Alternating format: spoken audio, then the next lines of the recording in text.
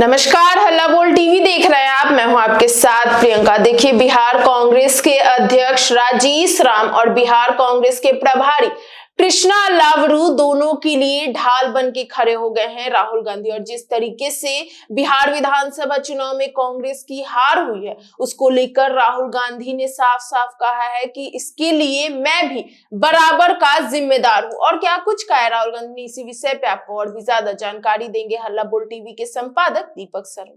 देखिए, जो बैठक हुई, समीक्षा बैठक बिहार की हार को लेकर कांग्रेस हेडक्वार्टर में दिल्ली में, उसमें जमकर बहसाबहसी हुई, जमकर नोकझोंक हुआ। यहाँ तक कि इतनी नोकझोंक, इतनी बहसाबहसी हो गई कि पप्पू यादव समर्थक प्रत्याशी जितेंद्र कुमार, जो पूर्णिया से प्रत्याशी थे, और वैशाली से जो प्रत्याशी थे संजीव सिंह, उनके बीच बहुत ही ज्यादा विवाद बढ़ गया। जितेंद्र कुमार ने संजीव सिंह जब बोल रहे थे तो उन्हें रोकने की कोशिश की। इसके बाद संजीव सिंह पर आरोप है कि उन्होंने जितेंद्र कुमार के मुंह में गोली मार देने की धमकी दी इशारे में, और इसके बाद विवाद बढ़ गया। हालांकि जिस समय यह सब कुछ हुआ, उस समय वहां पर मल्लिकार्जुन खड़गे, जो कांग्रेस के अध्यक्ष हैं, और लोकसभा नेता प्रतिपक्ष राहुल गांधी मौजूद नहीं थे। लेकिन जब इसकी खबर दोनों नेताओं को मिली तो दोनों नेता वहां आए, और दोनों नेताओं ने एकदम साफ कर दिया कि इस तरह से धमकी और लड़ाई झगड़ा नहीं चलेगा। पार्टी में लोग आते जाते रहेंगे, लेकिन अनुशासनहीनता बर्दाश्त नहीं की जाएगी। इसके बाद राहुल गांधी ने कहा कि अगर हार के लिए जिम्मेवार हैं कृष्णा लावरू, हार के लिए जिम्मेवार हैं राजेश राम, तो हार के लिए मैं भी बराबर का जिम्मेवार हूं। इसलिए अब आगे का रास्ता निकालना है, एक दूसरे पर इल्जाम नहीं लगाना चाहिए। और जो भी, जितने राजेश राम दोषी हैं, जितने शकील अहमद खान दोषी हैं, और जितने कृष्णा लावरू दोषी हैं, उतना ही बराबर का दोषी, बराबर का जिम्मेवार मैं भी हूं। राहुल गांधी ये जो हार को लेकर मंथन हुआ, इसमें कई बार जब रिव्यू हो रहा था हार को लेकर, उस समय कई बार झगड़ा लड़ाई की नौबत आ गई। और दिल्ली में पार्टी अध्यक्ष मल्लिकार्जुन खड़गे और नेता प्रतिपक्ष राहुल गांधी की मौजूदगी में जो बात निकल कर आई, वो जिस पर सबकी सहमति बनी, वो ये निकल कर आई कि फ्रेंडली फाइट एक बड़ी वजह रही हार की। फ्रेंडली फाइट की वजह से जनता के बीच गलत मैसेज गया। यह मैसेज गया कि चुनाव से पहले ही महागठबंधन एकजुट नहीं है, तो सरकार में आने के बाद कितना एकजुट रहेंगे ये लोग, कितनी एकजुटता रहेगी।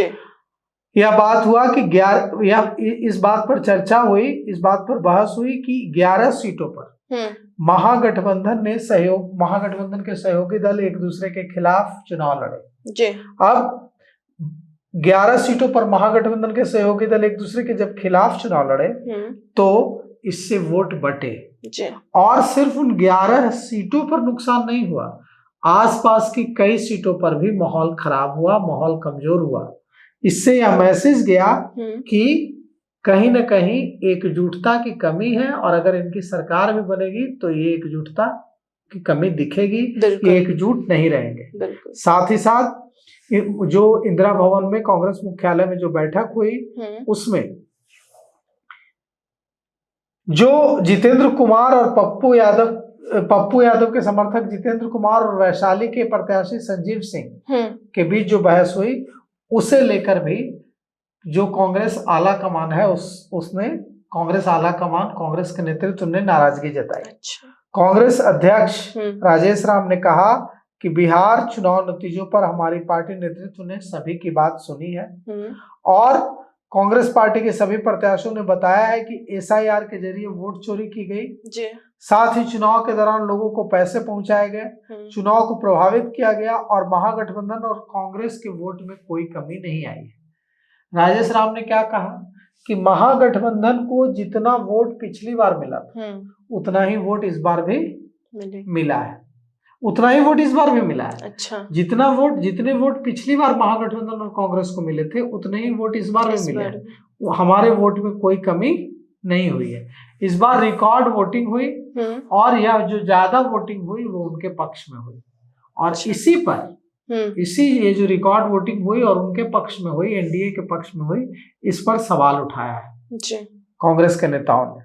और इस पर चर्चा हुई है कि जो दूसरे राज्यों में जो एसआईआर को लेकर के जो कवायद चल रही है उसका भी कांग्रेस विरोध करेगी जी। अभी देखिए कांग्रेस के सामने संकट गहरा गया है।